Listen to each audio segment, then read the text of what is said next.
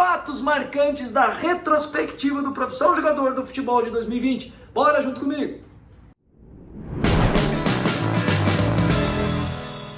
Fala, meus craques, aqui Carlos Bertoldi, coach profissional e idealizador do Programa de Desenvolvimento Mental e Ganho de Confiança, que já está contando com mais de 650 alunos que estão vivendo experiências únicas com o nosso conteúdo. Hoje eu estou com a camisa do Atlético aqui, minha camisa em que eu disputei a Libertadores de 2005 pelo Furacão, estava com 20 anos, estava subindo.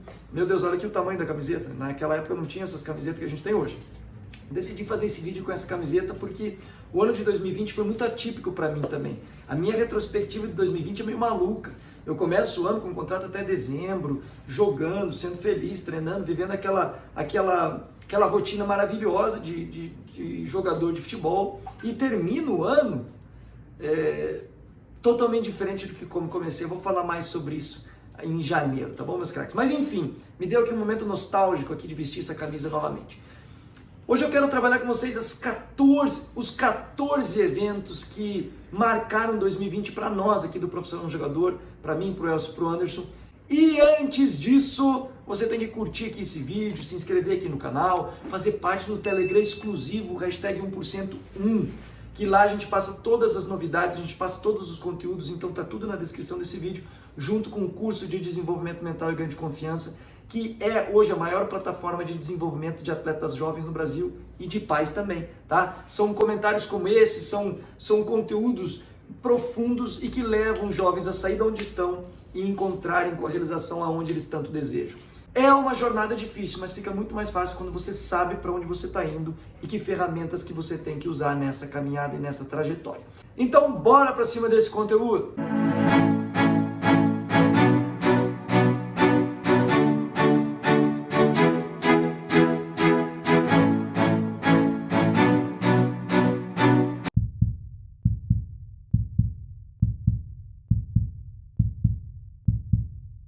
Número 1, para começar a final da Copinha Gaúcha, Grêmio e Inter disputam a final da Copinha e pela primeira vez na história da competição, o Inter e o Grêmio se batem ali, ó, no final de uma Copa São Paulo. Isso foi um fato muito legal, muito marcante na história do futebol de base e do futebol brasileiro, por que não?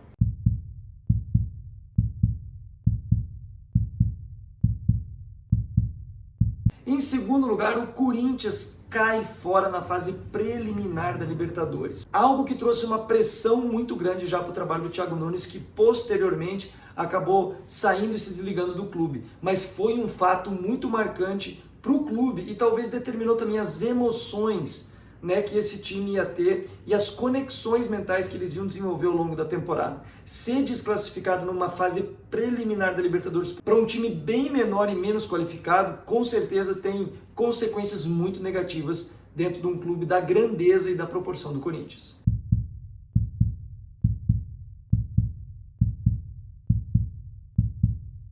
Em terceiro lugar, o time do Atlético Mineiro perdeu, se desclassificou da Copa do Brasil, perdendo para o pequeno e para o até então desconhecido Afogados. Esse também foi um fato bem marcante do início da temporada.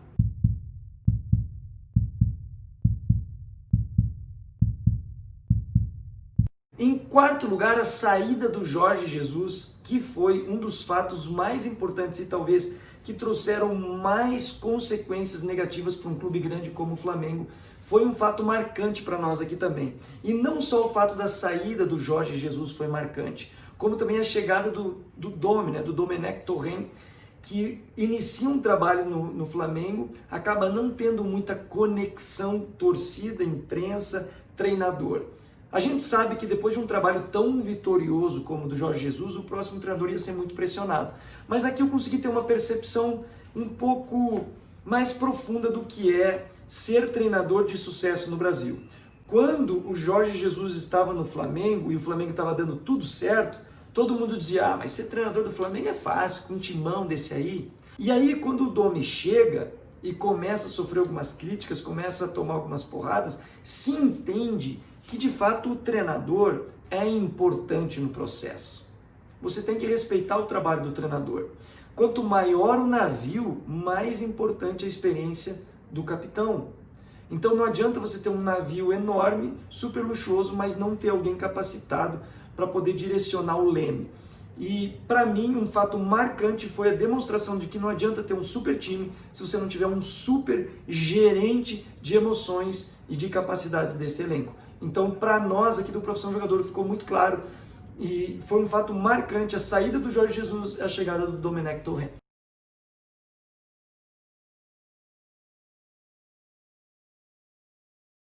Em quinto lugar, outro fato importantíssimo foi a influência, lógico, do vírus e toda a pandemia em relação aos jogos, em relação ao futebol, como mudou a rotina, aquele período sem futebol, os jogadores tiveram que treinar sozinho, depois o pessoal voltou, os times voltaram despreparados, jogadores sem capacidade física, muitos se lesionando, e então o calendário ficou maluco, jogo de 2 a 3 jogos, 2 a 3 dias de diferença, os jogadores precisaram se adaptar a um cenário muito crítico.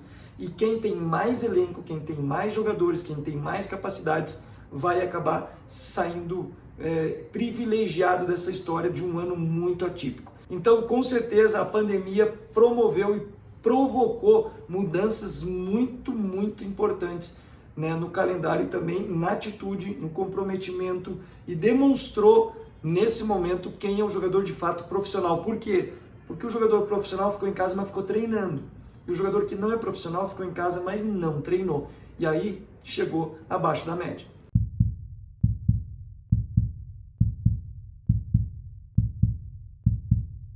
Outra coisa importante, um fato relevante, foi os jogos sem torcida. E os jogos sem torcida também revelaram como que o treinador, como que os jogadores conversam, né? Ou aquele papo do juiz que a torcida às vezes abafava.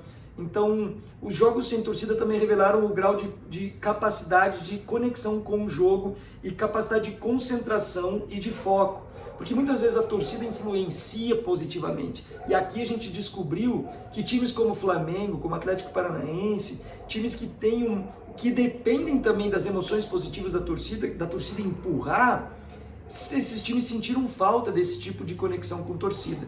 E aí provocou nos jogadores um maior senso de concentração e de foco. Fato marcante foi jogar sem torcida, colocar som lá para a torcida, como se a torcida estivesse lá. Então esse fato de jogar sem torcida muda muito o cenário. E eu já joguei sem torcida algumas vezes e olha, é muito diferente um jogo com torcida e um jogo sem torcida.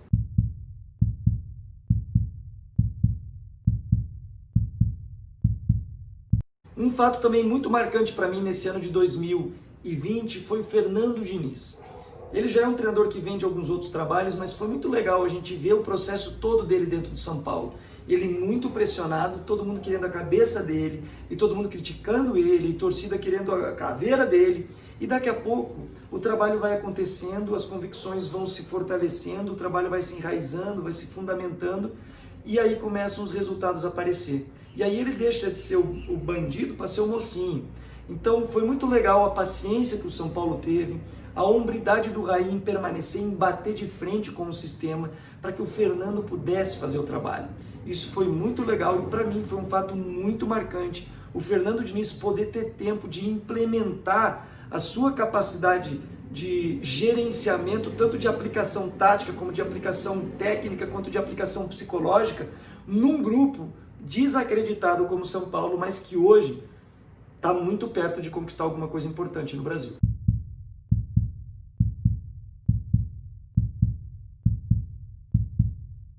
Em oitavo lugar, a derrota do Barcelona por 8.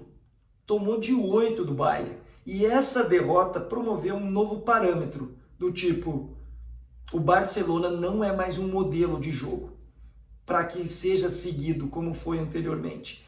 Ali foi um divisor de águas, onde que o Barcelona se despediu de ser um protagonista. Ali foi um momento muito marcante desse ano, mas que me soa como o fim de uma era, de uma equipe vencedora que precisa mudar conceitos, se adaptar a uma nova realidade e aplicar uma nova perspectiva de jogo. Ali o Barcelona foi confrontado a ter uma nova e a construir uma nova identidade a partir dos atletas que ele possui.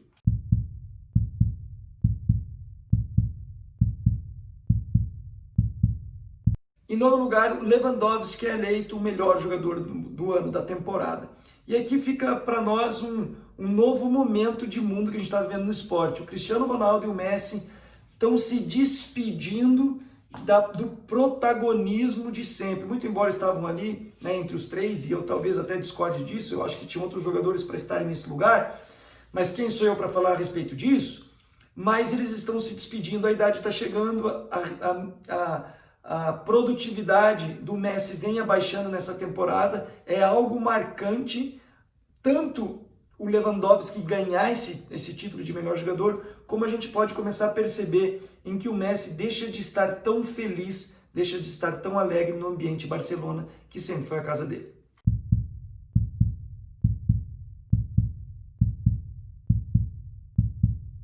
Racismo. A gente teve alguns casos de racismo e continuamos tendo alguns casos de racismo no futebol. No entanto, a gente percebe um processo de maturação nisso tudo, né?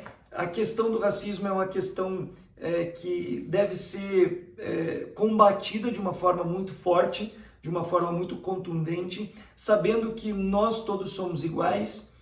E uma coisa eu aprendi também nesse processo de racismo, que quem sempre está na maioria sempre provoca desconforto na minoria, né? E aí a gente não precisa buscar no passado, a gente pode buscar hoje. Se você tem um grupo de pessoas reunido e alguém sozinho, esse grupo de pessoas fortalecido pelo seu número, pela sua identidade, acaba gerando desconforto na minoria.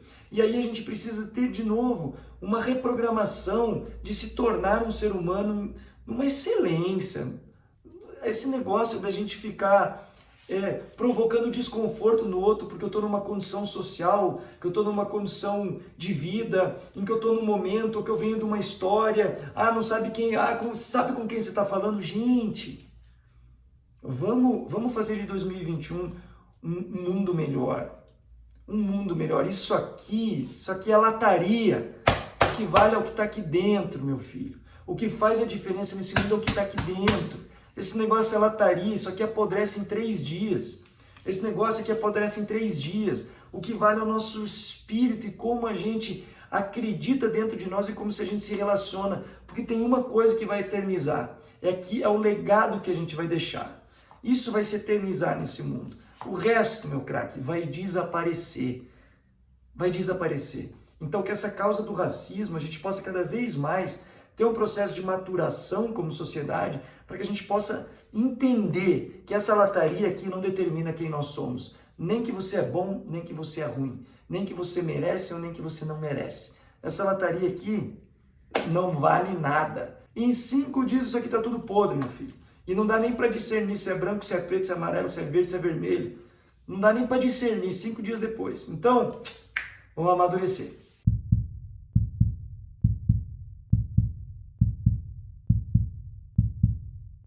Um dos fatos marcantes e relevantes que a gente precisa comentar aqui é o Cafu na seleção dos melhores de todos os tempos.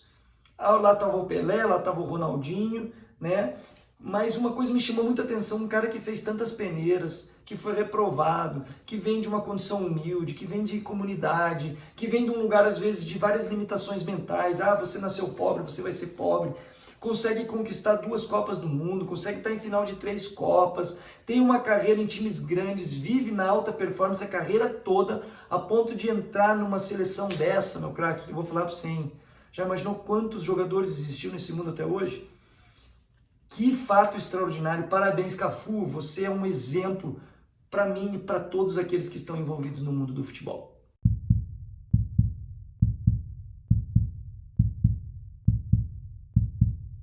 Um fato relevante também que vale a pena a gente colocar aqui é aquela dúvida que surgiu esse ano e que surge novamente. Messi vai sair do Barcelona ou não? Já existem algumas expectativas e alguns rumores de que essa é a última temporada do Messi no Barcelona.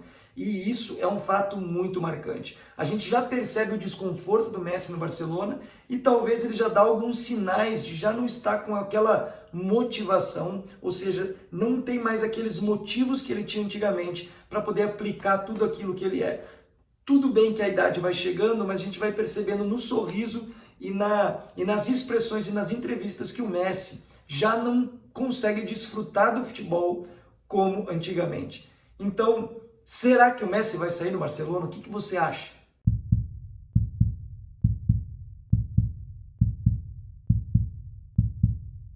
Inevitavelmente, a gente também tem um fato marcante muito triste, que é a morte do Diego Armando Maradona, um dos maiores e mais extraordinários atletas de todos os tempos. Infelizmente, ele não venceu aquelas questões que todos nós sabemos ao longo da vida dele, das dificuldades que ele teve, né, das escolhas que ele acabou fazendo e dos caminhos que ele acabou trilhando ao longo da sua história. Mas eu prefiro ficar com a magia desse que foi um dos maiores e mais extraordinários atletas do mundo. Esse foi um fato muito marcante desse ano e dessa temporada.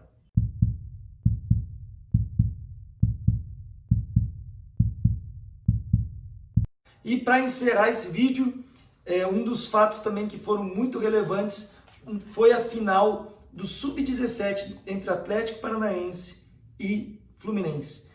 O Fluminense foi campeão, mas o que ficou para mim como ensinamento foi aquele momento, aquela briga generalizada, meninos de 15, de 16, de 17 anos, sem um controle, né, e sem um gerenciamento emocional para poder lidar com a derrota, lidar com as circunstâncias de pressão, de cobrança. E aquela última cena daquele jogo para mim foi muito marcante, foi muito lamentável, no sentido de que nós precisamos entregar para os nossos atletas uma melhor capacidade emocional. Nós precisamos ensinar eles a lidar melhor com as derrotas e com as vitórias.